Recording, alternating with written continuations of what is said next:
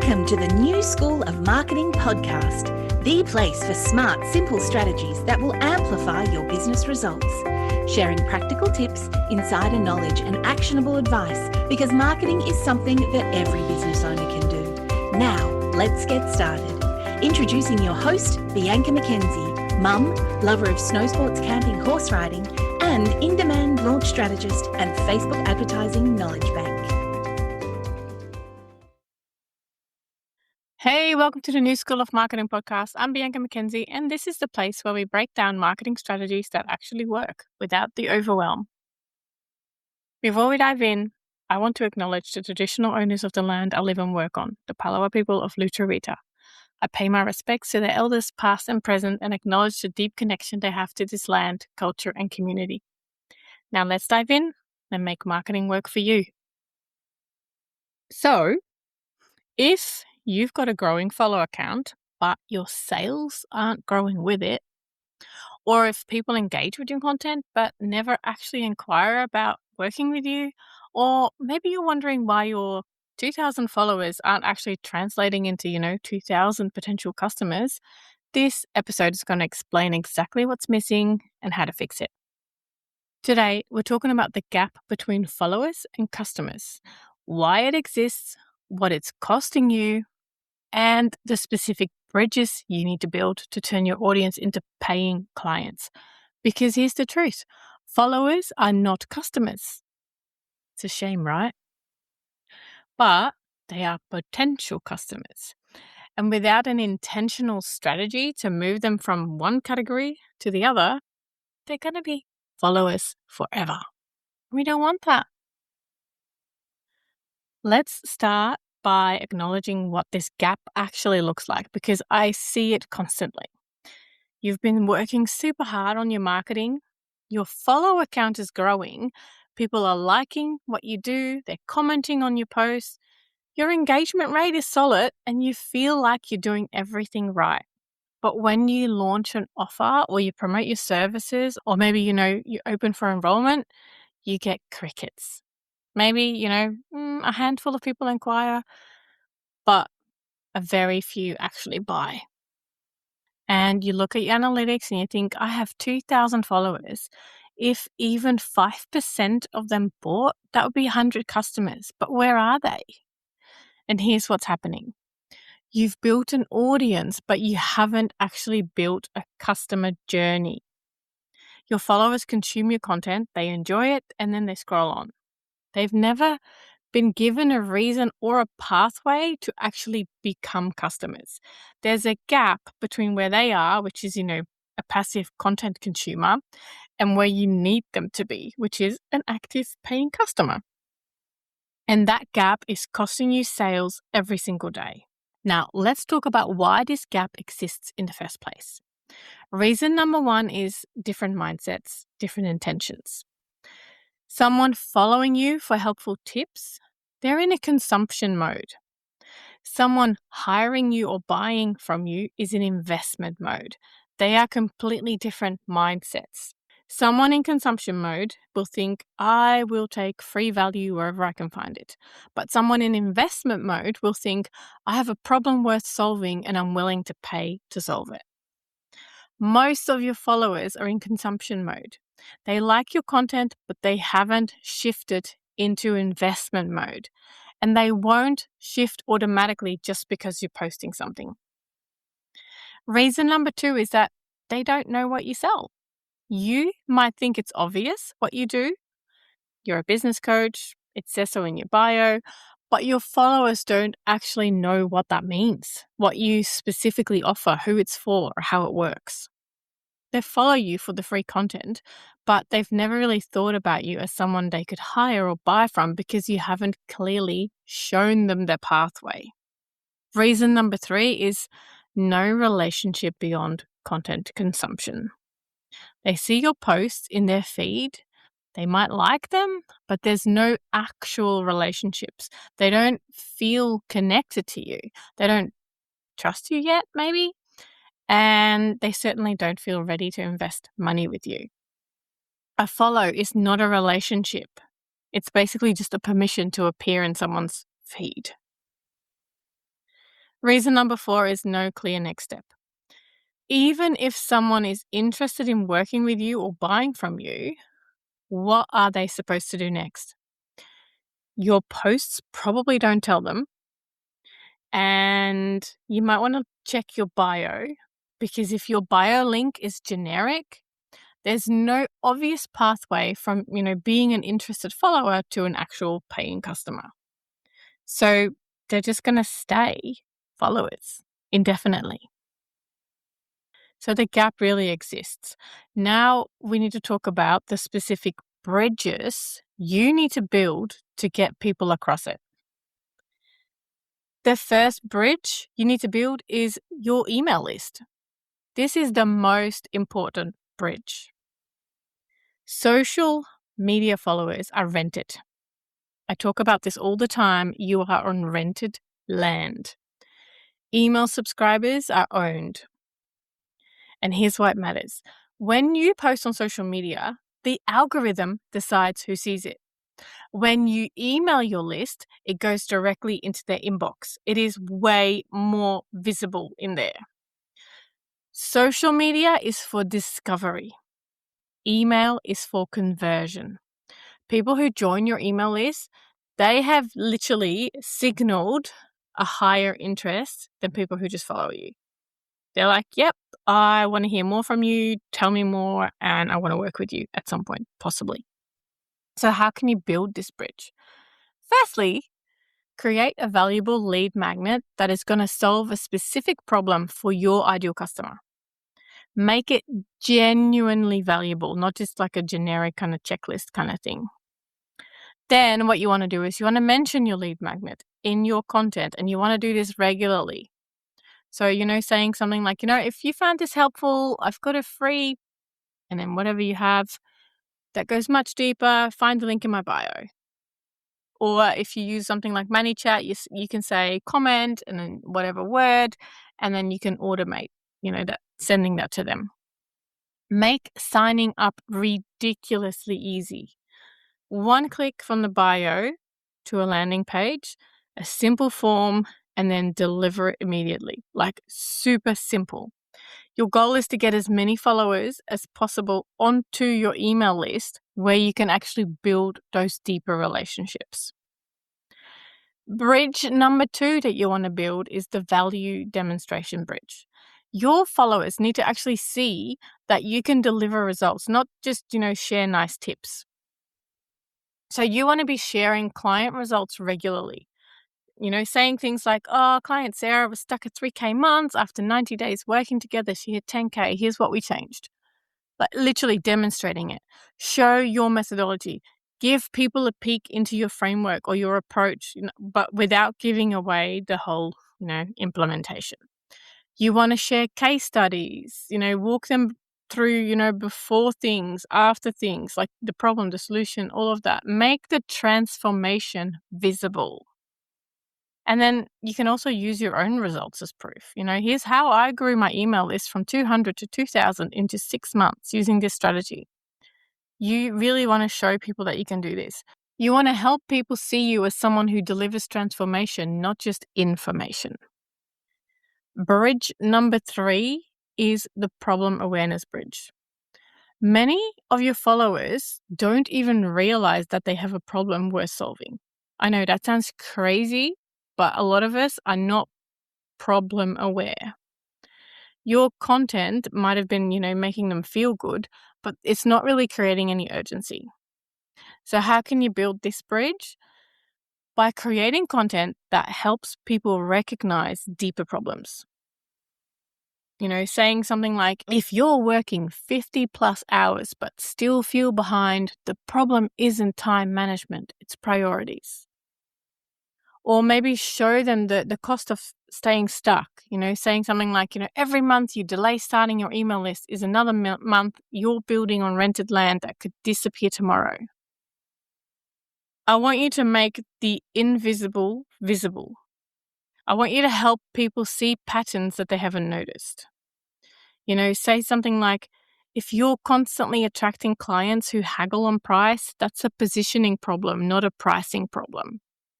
Like, really, help people see the actual problem. You want to move people from, this is really nice content to I have a problem, I need to solve this problem kind of mode. All right, bridge number 4, the trust and connection bridge. People buy from people they know, like, and trust. I know this, I'm not the only one who says this. Like, I'm sure you've heard this. And it is true. Your content might be helpful, but that doesn't mean people feel connected to you. So what you need to do is you need to share your story, your perspective, not just tips. Why do you do what you do? What do you believe that others in your industry don't? Show behind the scenes. Let people see your process, your workspace, your real life. Obviously, to a certain extent, like it's not just like a notice board and, where you share all your cat pictures. It has to be appropriate. I want you to engage meaningfully, respond to comments, have actual conversations, and treat your followers like humans and not like numbers. They are people. It's literally like having a conversation online. And be consistent over time. Trust builds through repeated exposure. Someone who's followed you for 6 months, they're going to trust you more than someone who started following you yesterday. You want to move from, being that helpful stranger on the internet to someone like that they now feel that they know and they trust. Video really helps with this as well. Bridge number 5 is the clear invitation bridge. Even when people are ready to buy, they need a clear invitation and an easy path to say yes. So you actually need to ask for the sale. I know that sounds crazy, but you need to ask for the sale. You can say things like, if you're struggling with, and then insert your problem and ready to insert your outcome, here's how I can help you. Make your offers visible and make them understandable. Don't assume that people know what you sell. You need to tell them explicitly. I know this is crazy, and I know why it happens because we're so close to our own work that to us it's obvious, but we need to be so clear, but in a simple way. It's like this saying, it needs to be understandable for a toddler. So you want to create clear calls to action, like DM me the word interested and I'll send you the details, or click the link in my bio to book a free call, or join the wait list at and then URL. And you need to repeat your invitations. People need to see an offer 7 to 10 times before taking action. So don't mention it once and then assume that they saw it. 7 to 10 times. So you want to be saying things in your socials, in your emails, in, your podcast, wherever you promote things is where you want to constantly tell people. You want to remove all friction and all confusion from the buying process. So now let's put these bridges together in a complete journey from follower to customer.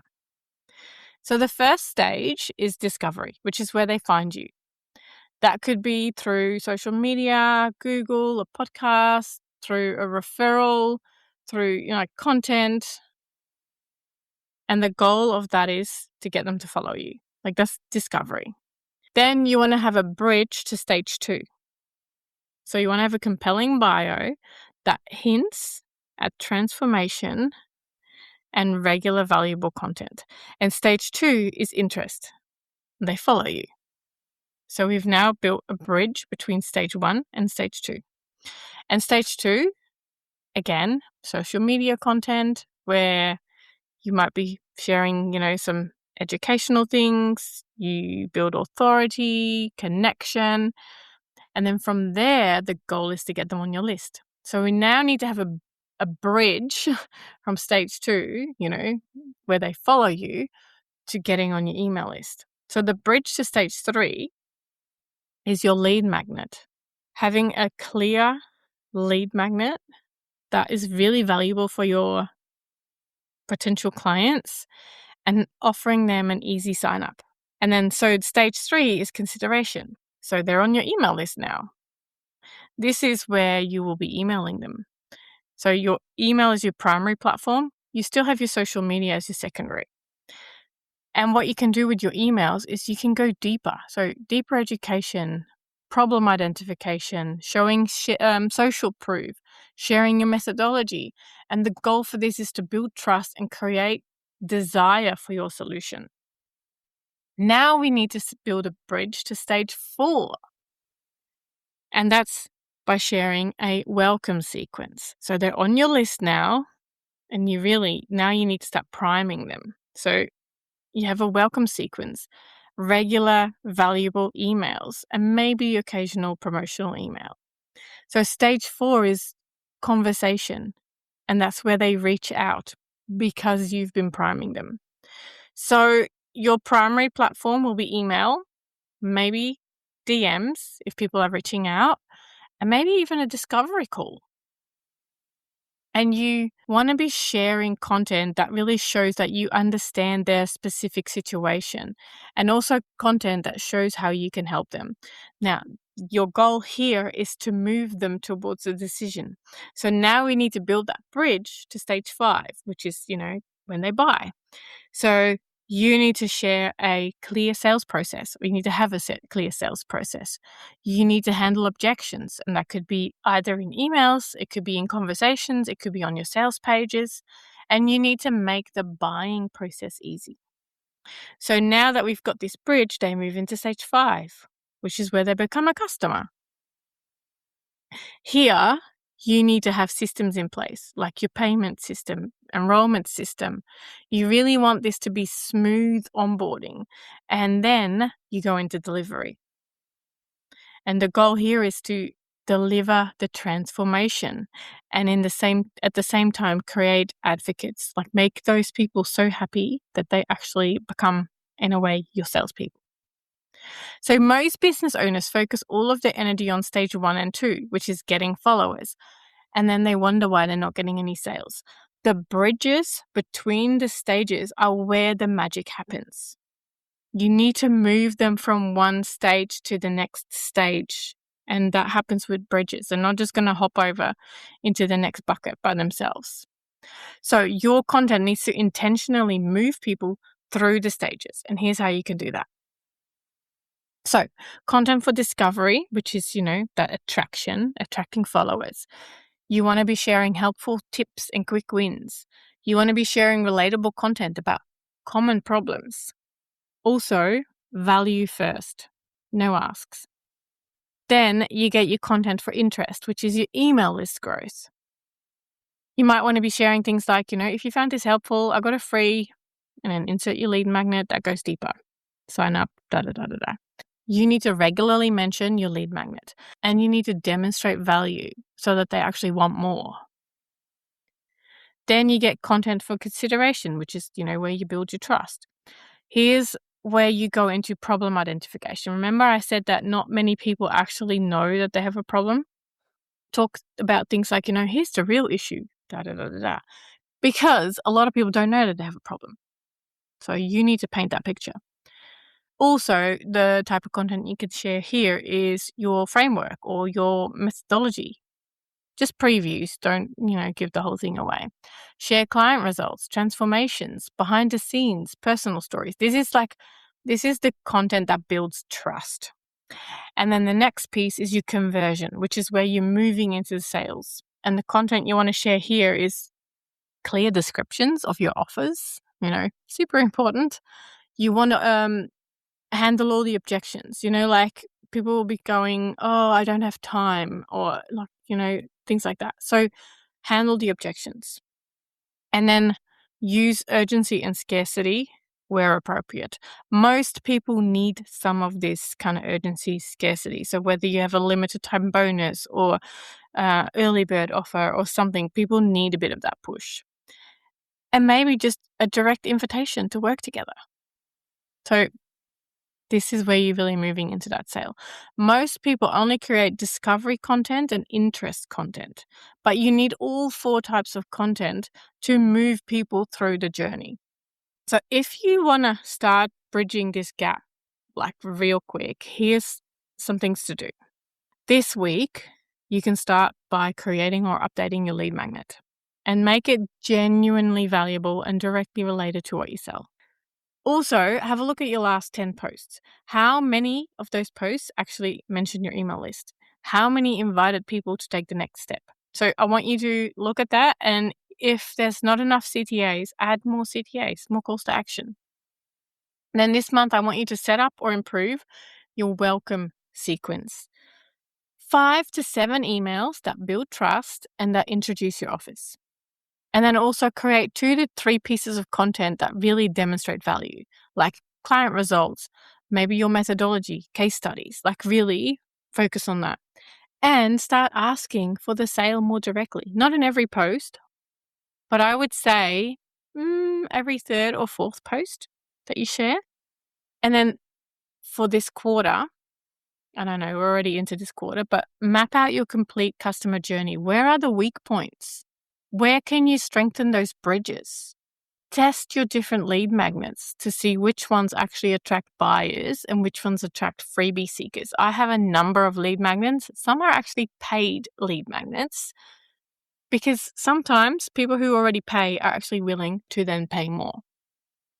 And have a look at your metrics to see where you can improve. Because small strategic improvements to your bridges will dramatically increase your follower to customer conversion. So that's a wrap. We talked about how to bridge the gap between followers and customers because they're costing you sales. So here's the key takeaway. Followers don't automatically become customers.